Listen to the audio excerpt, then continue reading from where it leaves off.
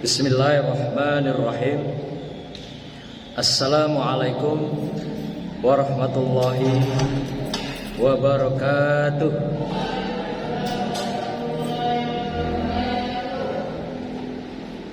Alhamdulillahillazi arsala rasulahu bil huda wa dinil haqq liyusirahu 'alad dini kullih wa kaffa billahi shahida.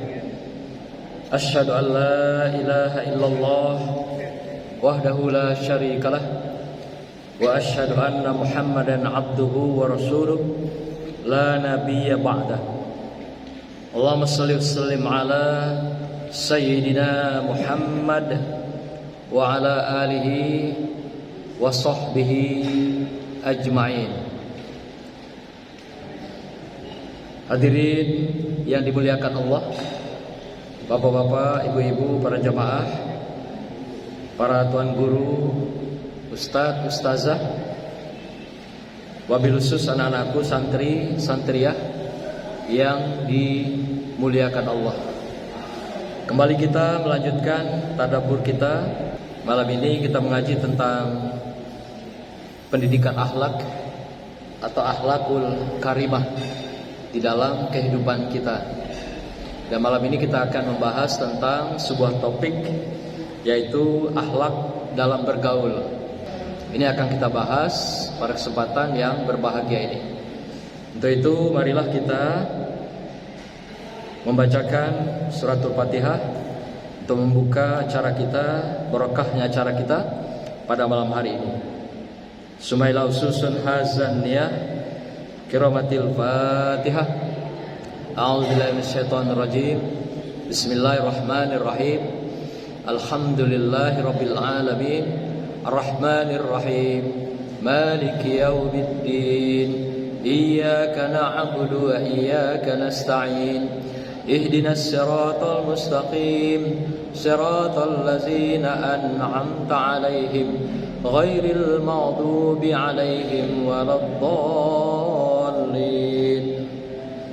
Selanjutnya karena kita akan membahas akhlak Rasulullah Sallallahu Alaihi Wasallam, mari kita berselawat atas beliau agar kita mendapatkan wasilahnya, mendapatkan syafaatnya, baik selama kehidupan kita di dunia yang fana ini, dan juga mendapatkan syafaatnya nanti di yaumul akhir, yaumul qiyamah. Mari kita berselawat seperti biasa. Mungkin sudah ada di tangan bapak-bapak, ibu-ibu sekalian dan anak-anakku yang berbahagia, yaitu judul selawatnya Marhaban ya Nabi Salam Alaika. Kita mulai ya. Allahumma shalli. Marhaban ya Nabi Salam Alaika. Marhaban ya Rasul Salam Alaika. Marhaban ya Habib Salam alaika. Marhaban salawatullah alaika. Marhaban ya Nabi Salam alaika. Marhaban ya Rasul Salam. Marhaban ya Habib Salam alaika. Marhaban salawatullah alaika. An-Nabi sallu alaihi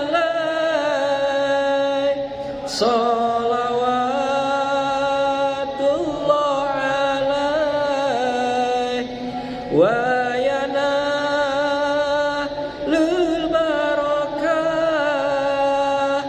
kullu man shalla alaihi.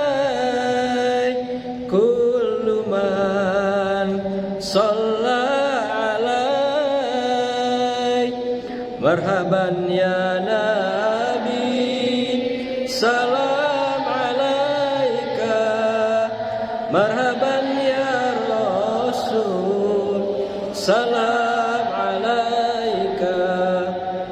marhaban ya Habib, salam alaika, marhaban salawatullah alaika.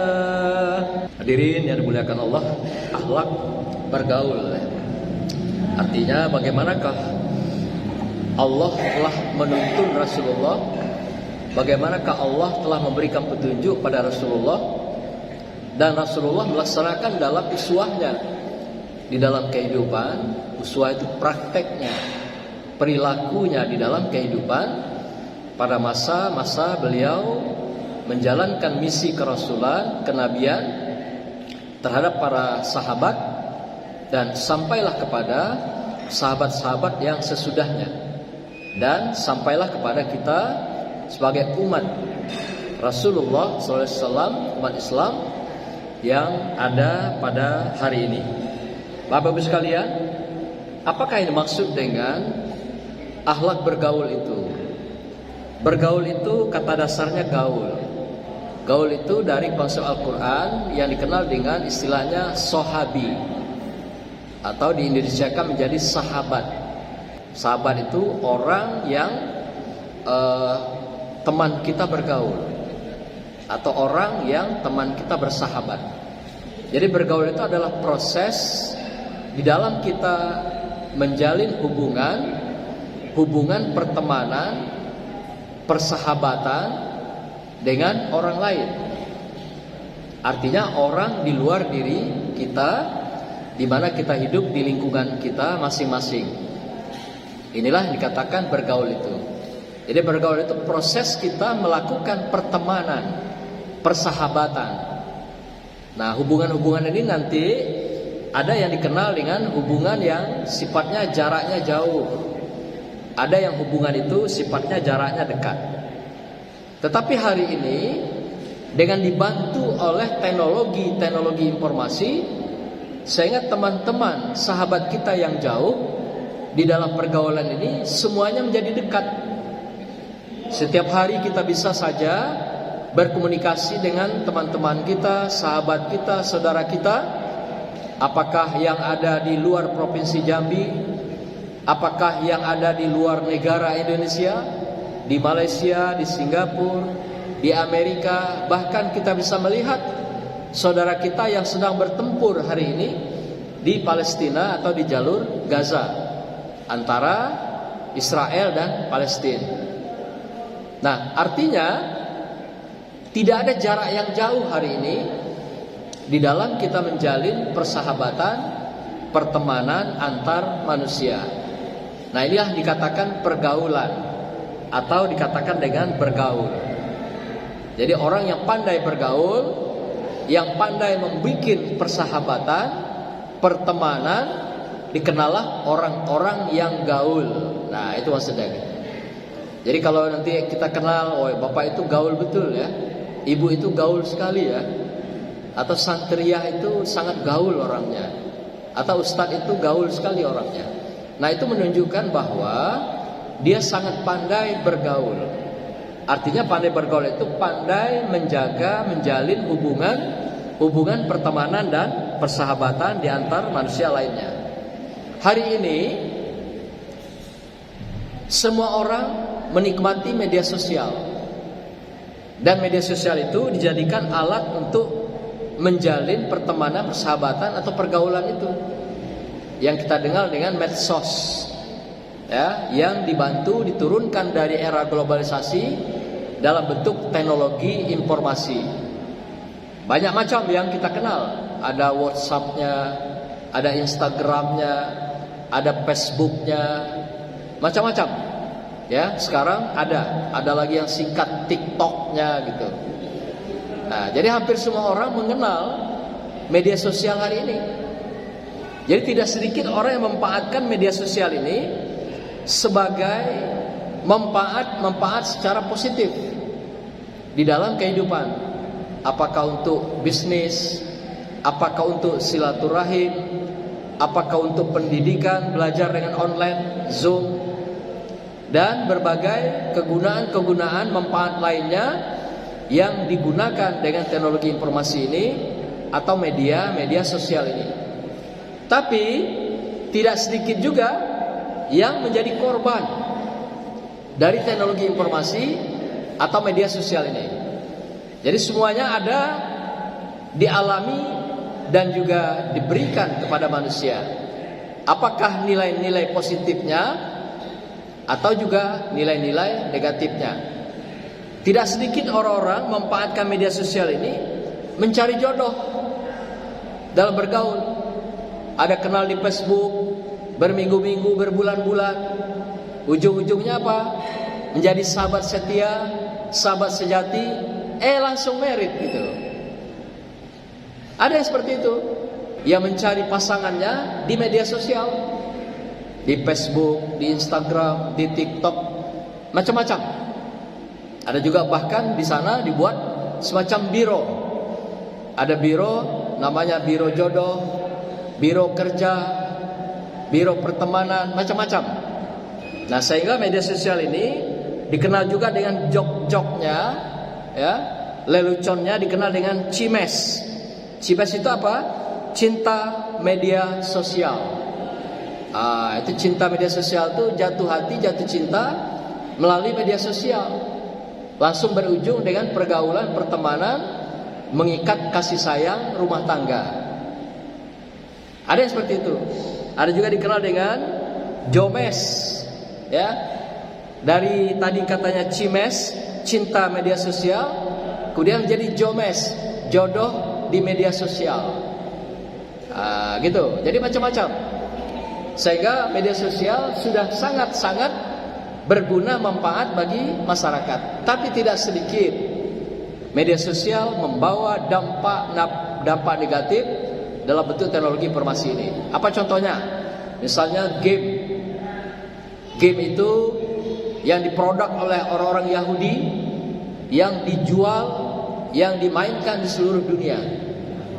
Sehingga orang-orang yang terjebak dengan game-game ini, di sana ada juga permainan-permainan judi yang berupa perlombaan, pertandingan, dan juga macam-macam gambling yang sifatnya perjudian online. Itu dampak negatif dari media sosial atau juga teknologi informasi ini. Bapak Ibu sekalian yang berbahagia, apa yang dimaksud dengan konsep bergaul itu atau gaul? Yang pertama kita lihat dari konsep teori secara keilmuan. Ada dua di dalam sosiologi dikenal dengan konsep bergaul itu atau persahabatan, pertemanan itu. Pertama dikenal dengan namanya adalah Gemeinschaft. Gemeinschaft itu adalah hubungan, pergaulan, pertemanan, persahabatan yang bertalian darah. Misalnya saudara, orang tua dan anak, orang tua dengan saudara-saudara lainnya, karib kerabat dan sebagainya. Intinya Gemeinschaft itu adalah hubungan pergaulan yang ada ikatan pertalian darah. Itu yang dikenal. Nah, ada model kedua namanya Gesellschaft. Gesellschaft itu adalah hubungan pergaulan yang dilakukan tidak ada pertalian darah, tapi ada hubungan pergaulan. Di antaranya misalnya hubungan dalam sebuah lembaga pendidikan. Kan tidak ada hubungan tali darah itu. Apakah guru sama guru, ustadz sama ustadz, santri sama santri, santriah sama santriah. Dia tidak punya hubungan pertalian darah, tapi dia menyatu dalam sebuah ikatan, dalam sebuah lembaga pendidikan, atau dalam sebuah jamaah seperti kita sekarang. Belum tentu kita ini punya tali perikatan darah, tapi kita punya hubungan pergaulan di dalam satu jamaah, satu keimanan, satu tujuan, yaitu mengikuti satu kegiatan-kegiatan, yaitu taman-taman ilmu atau taman-taman ilmiah yang merupakan surganya Allah, taman surganya Allah. Jadi ada dua itu hubungan yang dibangun dalam teori-teori sosial.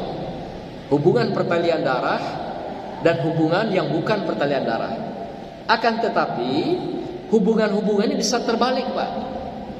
Dalam teori ini, yang bertalian darah bisa malah lepas, kayak tidak lagi berhubungan bertalian darah. Kena faktor-faktor tertentu, boleh jadi faktor harta benda, warisan, rezeki, pekerjaan, dan macam-macam hal. Sehingga ada di antaranya hubungan-hubungan pertalian darah ini bisa retak, bisa pecah, bisa terbelah. Dan sebaliknya, hubungan yang bukan pertalian darah, pergaulannya malah kadang-kadang bisa melebihi seperti hubungan pertalian darah. Misal dengan ada hubungan kekerabatan, setiaan, atau kekariban, sehingga kita ada yang mengangkat saudara bagaikan saudara kandung gitu. Ada yang mengangkat seperti saudara yang seperti memang betul-betul seperti saudara sehidup semati gitu.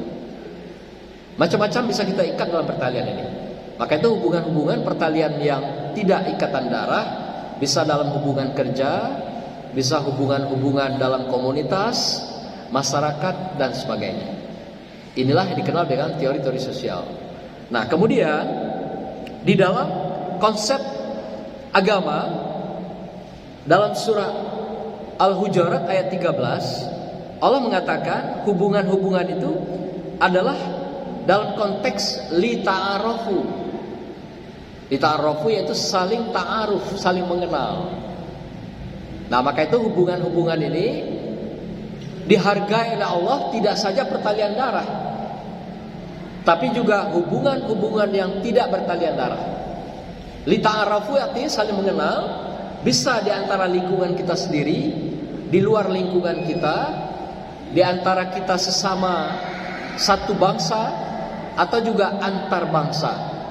Li ta'arufu itu. Maka itu dikenal ada istilah li ta'arufu itu.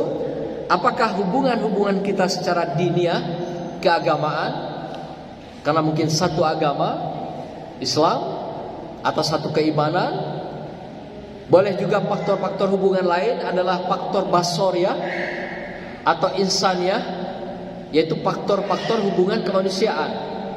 Nah, kalau seperti ini biasanya tidak saja melihat aspek agama yang sama. Seperti Rasulullah sendiri pada masa hidupnya itu, ketika di Madinah, semua etnis ada di sana, semua suku ada di sana, semua agama pun ada di sana, termasuk Yahudi pun ada di kota Madinah. Tetapi karena pengingkaran Yahudi, karena kemunafikan Yahudi yang tidak berpegang teguh dengan janji, kalau berjanji dia ingkar, kalau dikasih amanat dia hianat, kalau bicara dia dusta. Akhirnya Allah perintahkan Rasulullah mengusir semua Yahudi itu dari tanah suci Madinah. Jadi pada masa Rasulullah banyak Yahudi yang tinggal di sana. Tapi karena mereka munafik, fasik, dan juga menjadi orang-orang yang ingkar, kafir pada masa Rasulullah ini, maka Allah perintahkan mereka pindah meninggalkan tanah suci Madinah ini. Sejak inilah maka kota-kota ini disucikan oleh Allah Subhanahu wa taala. Makkah dan Madinah itu tidak boleh dimasuki oleh kaum non muslim. Tidak boleh masuk dari kalangan non muslim. Nah, inilah yang bolehnya di mana? Jeddah. Jeddah adalah kota internasional. Boleh dimasuki oleh kelompok non muslim. Bahkan di sana banyak Cina juga banyak. Segala etnis di Jeddah itu ada. Bahkan rata-rata mereka pandai bahasa Indonesia. Karena mereka tahu bahwa jemaah yang banyak naik ke tanah suci itu atau naik ke tanah suci adalah orang-orang dari Indonesia. Baik jemaah haji maupun jemaah umroh di dalam pelaksanaan setiap tahun atau sepanjang tahun. Nah, inilah gambaran bahwasanya kota ini disucikan. Maka itu dikatakan kota suci gitu. Sebenarnya Palestina juga adalah kota suci. Al-Quran memberikan istilah kata Palestina itu adalah Al-Quds. Quds itu kudus, kota suci sebenarnya. Tapi karena kota ini berada di dalam lingkungan kawasan Israel yang caplok dari kota Palestina itu, maka tidak bisa diberlakukan kesucian Palestina itu. Malah kadang-kadang tentara Zionis ini pun masuk ke dalam masjid-masjid yang suci ini ya. Masjid yang ada di Palestina ini gitu ya. Masjidil Aqsa. Nah, sampai begitunya. Tapi dua kota ini kalau berdasarkan hadis Rasulullah sangat tegas melarang non-muslim tidak boleh masuk ke dalam dua suci itu, walaupun demi pergaulan, demi persahabatan dan pertemanan. Hadirin berbahagia, inilah gambaran daripada hubungan-hubungan itu. Jadi hubungan pertama adalah diniyah, yang kedua adalah basoriyah atau insaniyah, yang ketiga hubungan watoniyah. Watoniyah itu apa? Adalah hubungan antar bangsa. Artinya apakah kita satu bangsa bergaulnya, atau juga dengan antar bangsa di seluruh dunia. Nah, ini diatur dengan surah Al-Hujurat ayat 13 ini tadi. Jadi hubungan kita secara diniyah, secara basoriyah, dan secara watoniyah, yaitu kebangsaan kita. Bapak Ibu sekalian berbahagia, ada beberapa perintah di dalam kita bergaul atau berteman ini dengan atau bersahabat dengan siapapun ini tadi disampaikan. Apa hikmahnya? Apa maksudnya Allah memerintahkan kita bergaul, berteman ini? Sehingga diperintah kepada Rasulullah, sehingga menjadi akhlak daripada Rasulullah dalam pergaulannya. Pertama adalah untuk menjaga fitrah kemanusiaan kita. Kita ini lahir dalam setiap hidup adalah dalam keadaan fitrah. Kullu mauludin yuladu 'alal fitrah. Setiap anak yang dilahirkan ke muka bumi Allah ini berada dalam keadaan suci fitrah. Nah, oleh karena itu, dengan fitrah ini sama dengan fitrahnya Allah. Allah juga fitrah suci. Manusia lahir juga dalam keadaan suci.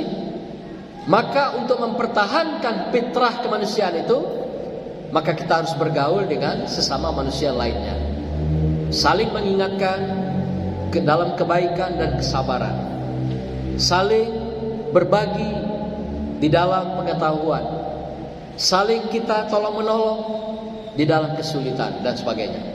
Inilah makna menjaga fitrah itu, agar tidak tercemar, agar kita mendapatkan informasi, agar kita bersentuhan dengan manusia lainnya. Yang kedua adalah sebagai kenyataan kita dalam keadaan hidup dhaif, lemah. Kata Allah, wa khuliqul insanu dhaif. Kamu itu diciptakan dalam keadaan yang lemah. Sehingga dengan lemahnya manusia, kita ini selalu dalam kehidupan itu dikatakan halu'ah. Halu'ah itu apa? Berkeluh kesah. Sakit dikit merengek, berkeluh kesah. Ya, gatal sedikit, berkeluh kesah. Terlambat dikit terima gaji, berkeluh kesah. Inilah sifat manusia, lemahnya manusia. Dhaif, kata Allah. Sehingga kedhaifan itu selalu kita berkeluh kesah dalam kehidupan. Tapi kalau dapat nikmat, sering lupa diri, kata Allah. Kalau susah berkeluh kesah, kalau dapat nikmat lupa diri. Ini penyakit kita ini. Ya, dapat duit, mulailah nengok lagi kawan dan nengok beli mobil, ganti pula mobil. Dapat kawan beli bikin rumah baru, beli pula rumah baru. Yang gawat kaget kalau kawan berbini baru, nambah pula ganti baru gitu kan. Inilah ungkapan-ungkapan ketidaksyukuran atas nikmat itu. Sehingga apa yang diterima nikmat dari Allah itu bukan diprioritaskan bagaimana memanfaatkan untuk kemaslahatan. Apakah pendidikan, apakah dakwah, apakah untuk mengisi pendidikan tahfiz, apakah untuk kegiatan-kegiatan keumatan yang di lingkungannya mungkin masih banyak membutuhkan uluran tangan. Tidak itu yang dipikirkan, tapi dia memikirkan bagaimana merubah gaya hidupnya, merubah gaya hidup. Yang tadi naik sepeda, rubah jadi motor. Yang sudah naik motor, rubah naik mobil. Yang sudah punya sekok mobil, nambah lagi mobil kedua. Sampai seterusnya. Karena sifat manusia tidak pernah puas dalam kehidupannya. Hatta zurtumul maqabir. Kapan mereka itu puas? Hatta zurtumul maqabir. Sehingga nanti sampai mereka mencium tanah, barulah mereka sadar oh saya sudah mati, barulah sadar bahwa tidak ada gunanya lagi harta benda, materi, pangkat dan jabatan dunia. Baru sadar. Kalau sepanjang dia masih hidup,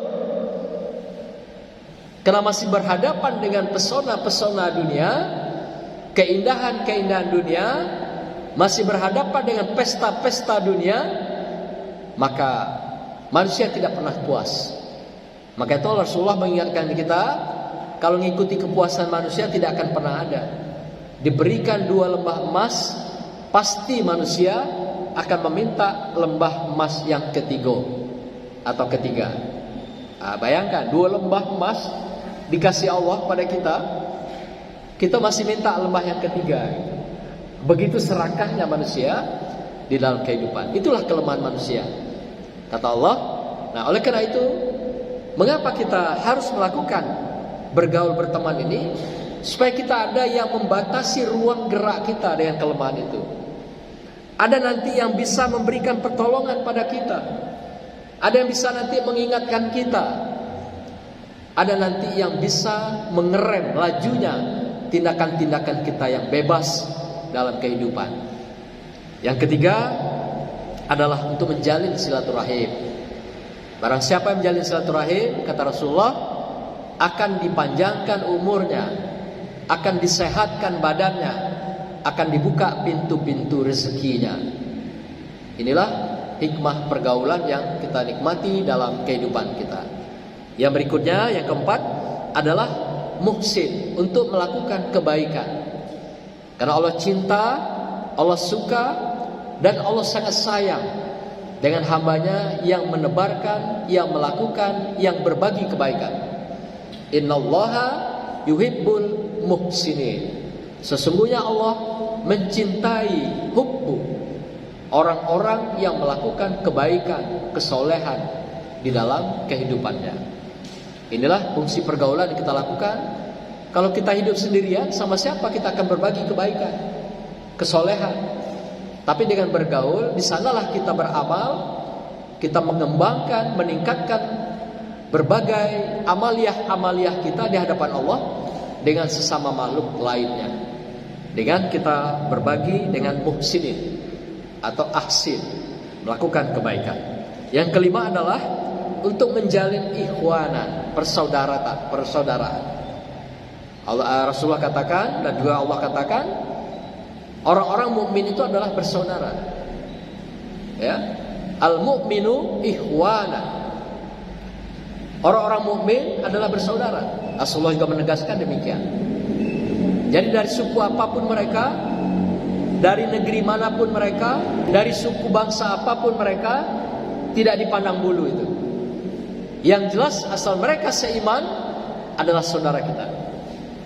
Maka itu ketika orang, kenapa saat ada misalnya yang katakan mu'allab, pindah keimanan, walaupun dia baru masuk 1 hari, itu sudah jadi saudara kita. Apalagi dia baru, adalah tanggung jawab kita membimbing dia, membantu dia, dan juga memandu dia di dalam kehidupannya agar mantap keimanannya, jadi keimanan yang memang kuat di hadapan Allah SWT. Jadi mereka walaupun baru masuk Islam, saudara kita. Apalagi yang sudah seiman, seagama sejak lahir dari rahim ibu kita masing-masing, kita semua adalah sudah saudara. Walaupun tidak ada ikatan pertalian darah, tapi kita sudah diikat dalam satu tali persaudaraan. Maka itu wajib di antara kita saling membantu, tolong menolong, saling mengingatkan dalam kebaikan dan dalam kesabaran. Inilah fungsi seorang atau sekelompok orang yang saling bersaudara. Terakhir adalah apa yang dimasukkan pergaulan itu, maksudnya hikmahnya. Hikmah yang keenam adalah hubban. Hub itu untuk saling mencintai. Kita diciptakan dari jenis yang sama. Dari Nabi Adam alaihissalam dibelah 2 menjadi seorang wanita, yaitu Ummi Hawa, dan inilah yang terus berkembang, beranak pinak sampai kepada kita semuanya. Maka hub itu secara normal, normatif, secara keimanan, secara keagamaan adalah dengan lawan jenis. Zuyyina lin-nasi hubbus sahawat minan nisa'i. Dihiasi keindahan manusia itu dengan cinta dan kasih sayang. Contohnya dengan siapa? Pria dengan wanita, atau sebaliknya wanita dengan laki-laki, pria. Jadi kalau pria dengan pria itu mengingkari sunnatullah, itu adalah mengingkari perintah Allah. Jadi Allah suruh kita mencintai, disunahkan Rasulullah mencintai laki pada wanita, wanita kepada pria, bukan pria sama pria atau wanita sama wanita yang dikenal dengan LGBT itu bukan pergaulan, itu malah saling menyesatkan, ya, malah adalah sikap saling mencidrakan. Jadi bukan pergaulan, pertemanan, persahabatan, itu malah merusak sunatullah, merusak, mengingkari perintah Allah, dan merusak cinta suci yang indah yang diberikan Allah pada kita semua. Maka itu kalau pria mencintai seorang wanita, itu adalah sunnatullah, sunnah Rasulullah. Wanita mencintai pria, itu juga sunnatullah, sunnah Rasulullah. Tapi kalau betina sama-sama betina saling cinta, itu pencideraan daripada sunnatullah dan sunnah Rasulullah. Termasuk jantan sama jantan. Ayamnya yang tahu dia jantan mano betina mano, Pak. Ya, Pak. Kalau dikasih ayam jantan sama jantan, betinju dia berkelahi. Tapi kasih betina, ngepek dia. Gitu kan? Itu yang normal, itu sunnatullah dan sunnah Rasulullah. Tahu ayamnya tahu dia mana betina. Ini kok jantan sama jantan. Inilah pengulangan masa zaman Nabi. Nabi siapa dulu? Yang LGBT? Nabi? Ya. Jadi tahu semua ya. Ini menunjukkan bahwa tidak normal, orangnya tidak normal itu. Perlu diperiksa normalitasnya. Ya. Kalau suko dengan sesama betino, suko dengan sama-sama jantan. Nah, maka itu di dalam Islam sunnatullah, kalau kita saling mengenal, bahkan pada akhirnya saling kita menyukai, dan juga pada akhirnya saling mencintai. Bapak sekalian yang berbahagia, siapa teman bergaul kita yang diperintahkan Allah SWT? Dalam surah An-Nisa ayat 36 ada di antaranya disebutkan di sana, nanti baca ayatnya, yaitu adalah pertama mereka teman dekat kita. Siapa yang paling dekat itu? Orang tua kita, suami istri, keluarga kita, anak dan orang tuanya, dan semua pertalian darah yang ada hubungan-hubungan langsung, itu adalah dikenal dengan teman dekat. Atau juga teman dekat itu dimanakan yang tidak ada hubungan pertalian darah, tetangga sebelah rumah misalnya, itu termasuk teman dekat. Ya, saudara sama-sama kita belajar, itu teman dekat. Teman yang sama-sama bekerja, teman dekat. Sama-sama jemaah dalam sebuah kelompok atau komunitas, itu teman dekat. Jadi intinya teman dekat itu orang yang selalu berhubungan setiap saat. Dan mereka tahu betul saling kesulitan masing-masing. Isi hati saling mencurahkan. Tidak ada dusta di antara kita. Kira-kira begitu. Itulah teman dekat sebenarnya. Tapi kalau ada kedustaan, kebohongan, kepalsuan, saling rebutan, itu bukan teman dekat. Itu teman yang dikenal juga teman, tapi teman jauh. Nah, maka itu dikatakan ada teman dekat, ada teman jauh. Dalam ayat yang dikatakan. Ada lagi dikatakan teman setia. Teman setia itu menjaga sebuah kesepakatan tertentu. Apakah kesepakatan disiplin, kesepakatan peraturan, kesepakatan hukum. Ini dikenal dengan teman setia. Tapi kuncinya teman setia itu tidak juga saling mengkhianati.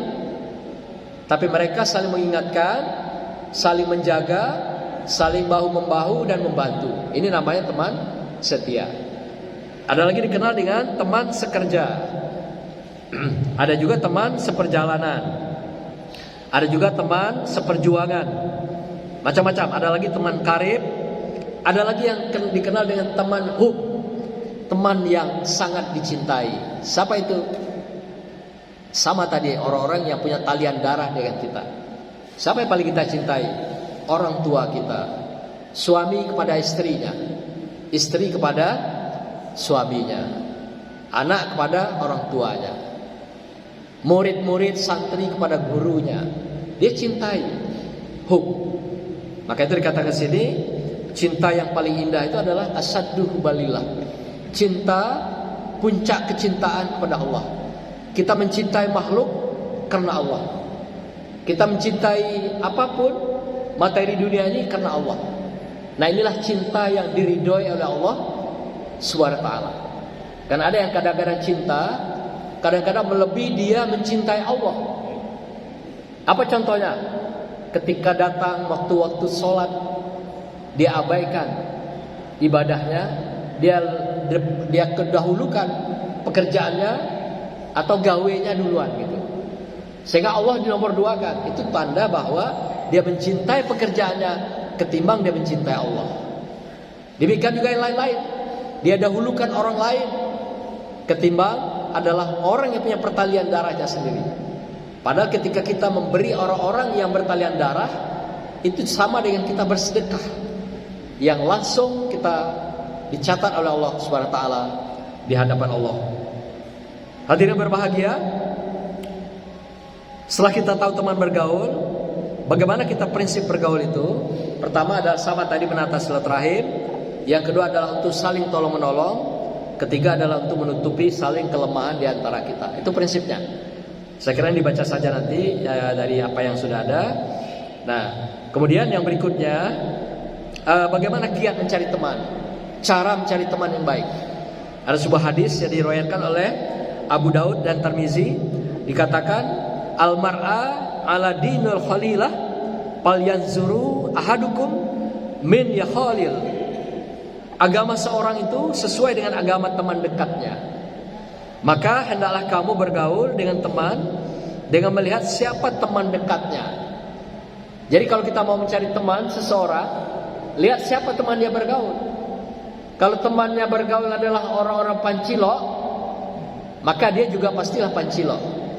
Tahu pancilok anak-anakku? Pencuri. Gitu.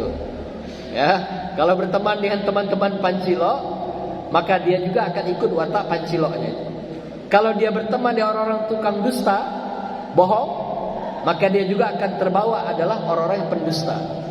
Kalau orang yang suka ingkar janji, sama juga, dia akan terbawa dengan ingkar janjinya. Nah, maka itu ya, kalau kita berteman, cari kawan yang kita tahu dulu siapa temannya gitu. Nah, tapi kalau sudah tahu temannya si A, si B, si C, ini yang memang agak ngarah ke kiri, kita tahan diri. Jangan melanjutkan, menjauhkan atau lebih dalam berteman dengan teman kita itu. Nah, bagaimana dengan teman khusus? Teman khusus dikatakan dalam Al-Quran, surah Al-Baqarah ayat 221. Ini dikatakan lebih khusus untuk kita semua, terutama untuk anak-anakku sekalian. Apa dikatakan oleh sini? Wala tankihul musrikat hatta yu'min. Wala amatum mu'minah khairum min musrikat walau a'jabatkum. Janganlah kamu bergaul, berhubungan, apalagi sampai menikah dengan seorang perempuan musyrik sebelum hatta mereka beriman. Artinya apa itu? Tidak ada toleransi dalam Islam kalau kita menjadikan teman setia, teman karib, apalagi menjadi calon istri dan suami orang yang tidak seiman. Itu maksudnya begitu. Nah, apa dikatakan ujung ayat ini? Yang lebih hebat itu, walau a'jabatkum, walaupun kamu cinta setengah mati. Bagaimana cinta setengah mati itu susah diungkap sebenarnya.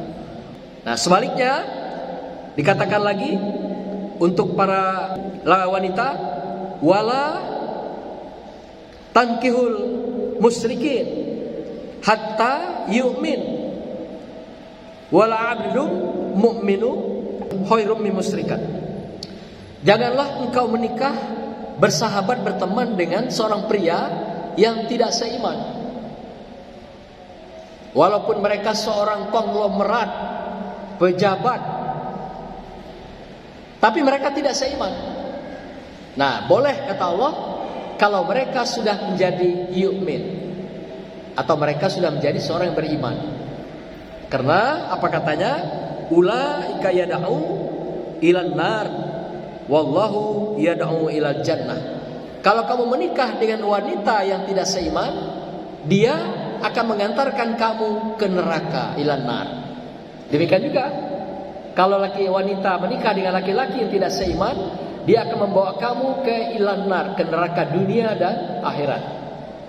Nah, tapi kalau menikah dengan orang seiman, wallahu yad'u ilal jannah, Allah akan mengantarkan kamu menuju surganya Allah di dunia dan di akhirat. Nah, inilah pesan Allah di dalam kita memilih calon ya, di dalam kehidupan kita. Nah, banyak lagi Rasulullah mengingatkan juga mencari calon itu adalah 4 hal. Pertama apa? Kecantikannya atau gagahnya. Yang kedua, kekayaannya, hartanya. Yang ketiga, keturunannya. Yang ketiga itu adalah hanya perhiasan belaka yang setiap saat bisa luluh dan hancur luluh. Tapi yang keempat, kata Rasulullah, yang terbaik ketika mencari teman terdekat, cari yang keempat, yang agamanya, imannya, yang memang betul-betul seiman dengan kita dan seagama dengan kita. Kenapa tadi? Dengan keimanan tadi akan mengantarkan yad'u ilal jannah, mengantarkan kita semua masuk ke dalam surga. Nah, jadi ke dalam konteks ini kafir, ingkar itu artinya, mufassirin juga mengatakan bukan saja ingkar itu di luar agama, tapi orang yang tidak taat dalam agama. Jadi sekalipun dia Islam simbol, Islam nama, tapi ibadahnya nggak ada, keimanannya tidak ada, sama dikategorikan gitu. Tetap saja kalau suami dan istrinya tidak taat, tidak iman kepada Allah, tetap saja akan membawa istrinya, suaminya ke neraka dunia dan juga neraka akhirat. Tapi sebaliknya, kalau mereka yang beriman tadi, yang taat, mematuhi dan mengikuti ketentuan dan juga hidup bersama Allah, inilah yang dikatakan Allah yad'u ilal jannah, akan dibawa kepada kehidupan bahagia di surga dan juga bahagia di akhirat. Terakhir saya ingin memberikan tip pada kita semua tentang hubungan-hubungan yang harus kita lakukan. Karena hubungan itu yang terbaik adalah hubungan berakhir dengan ikatan rumah tangga. Hikmah hubungan bergaul kemudian berakhir dengan hub, yaitu hubungan cinta dan kasih sayang, memberikan 5 hikmah. Pertama, kata Rasulullah, adalah memantapkan ibadah seseorang. Nah, bayangkan kalau sholat sendirian, itu nilai ibadahnya hanya 1. Tapi ketika ibadahnya dalam ikatan suami istri berjamaah, ibadahnya itu 70 kali lipat. Nah, kayak Ustadz Wahyudi, wah itu sudah 70 kali lipat itu. Tapi Ustadz Ari, Joko, Rian itu masih 1 itu. Ya. Belum ada nilai tambahnya itu. Maka itu kalau bayangin ibadahnya 70 kali lipat fadilahnya di sisi Allah, nikahlah cepat-cepat. Jangan lama-lama. Cuman Ustaz Wahyudi ini jarang bawa orang rumahnya ke masjid itu kan, sehingga istrinya di rumah terus. Jadi 70 fadilahnya tidak dapat dia kan gitu. Karena dia ngimam di masjid, istrinya sholat di rumah, sehingga fadilah 70-nya tidak dapat gitu kan. Kalau istrinya ke masjid dapat dia, karena jadi jamaah atau makmumnya. Yang kedua, akan memberikan ketenangan jiwa, ketenangan pikiran, ketenangan hati. Itu hikmahnya. Bergaul yang berawal kepada nikah. Karena nakah itu sendiri artinya tenang. Jadi seorang yang nikah itu adalah menuju memasuki pintu gerbang ketenangan. Jadi kalau yang belum menikah, mohon maaf, atau sudah menikah, belum nikah lagi, itu catatan itu, ya, ada keresahan yang dialami. Maka itu kita anjurkanlah ya bagi yang masih jomblo, betul lah tim sukses ada Bu Rambe, Bu Amran misalnya, atau Pak Rambe jadi tim fasilitatornya, supaya jomblo-jomblo bisa cepat berakhir kejombloannya. Dosa jauh-jauh, ini kedekat baik, apa jauh-jauh? Yang dekat ada apa jauh-jauh? Ya Bu Rambe ya. Kenapa? Untuk ketenangan. Sudah ibadahnya sempurna, kemudian tenang lagi hidupnya gitu. Nakaha. Maka itu hewan itu kalau ketika dia akan dikuliti, disembelih dulu. Dari nakaha itu membuat tenang gitu. Jadi orang, manusia tidak akan pernah merasa tenang dalam hidupnya, kata Rasulullah, kalau dia belum menikah. Maka itu kata Allah, pankihu, perintah itu, pankihu ma tobalakum minan nisa'i, menikahlah kamu kepada wanita, bukan pada laki-laki. Walaupun ada yang menghalalkan di negara-negara tertentu, nikah boleh dengan laki-laki gitu, aneh itu kan. Pada perintah itu jelas, minan nisa, menikahlah kamu, arti perintah itu. Jadi bagi yang mampu, tidak ada alasan tidak menikah. Walaupun yang masih jomblo belum pernah nikah, atau yang sudah pernah nikah belum menikah lagi gitu, berarti ada perintah itu. Ini perintah soalnya gitu. Jadi tugas saudara saling mengingatkan, ini masalahnya gitu kan. Kalau tidak diingatkan nanti lupa gitu kan, dimakan umur itu kan. Ketiga, untuk kesempurnaan hidup. Ternyata orang sempurna hidupnya itu adalah dengan ikatan perkawinan, pernikahan. Ya, belum sempurna hidup seseorang kalau dia belum menikah. Jangan nambah nikah kedua gitu. Itu malah bikin penyelesaian masalah. Itu nambah masalah baru, Bu. Ya, kalau ada bapak punya niat begitu, dikasih lampu perboden ya, dilarang gitu ya. Yang berikutnya, keempat, keindahan hidup. Zayyinu linnas. Keindahan hidup itu adalah menikah, perkawinan. Jadi pergaulan itu berujung dengan pernikahan. Inilah keindahan hidup itu. Jadi kalau masih sendirian, jomblo, hilang separuh keindahan hidup itu. Separuh gitu. Ibarat lampu, hidupnya separuh. Tidak ada hidup sebelah itu hitam, gelap. Tidak ada terang benderang. Kira-kira seperti itu. Jadi kalau lampu yang penuh, full, itu bisa menerangi jalan dan menerangi dunia. Sehingga terang terus, pikiran terang, hati terang, jiwa terang, perasaan terang, dunia pun terang gitu. Maka menikahlah cepat itu. Yang kelima adalah untuk membingkai kebahagiaan. Jadi orang tidak akan pernah menikmati kebahagiaan kalau dia tidak menikah. Walaupun banyak duit, walaupun tinggi pangkat, walaupun banyak tanah, banyak rumah, banyak lokah, kalau tidak menikah, tidak akan pernah menikmati kebahagiaan hidup dunia, apalagi akhirat. Dunia belewat, akhirat pun tidak dapat. Gitu. Kita lewati dunia dulu sesuai doa kita. Rabbana atina fid dunya hasanah wa fil akhirati hasanah. Baru hasanah di akhirat. Jadi kalau dunia udah dapat, akhirat pun lewat, Pak. Maka itu kita malam ini saling mengingatkan supaya cepat kembali ke jalan yang benar. Ya, barakallah. Wassalamualaikum warahmatullahi wabarakatuh.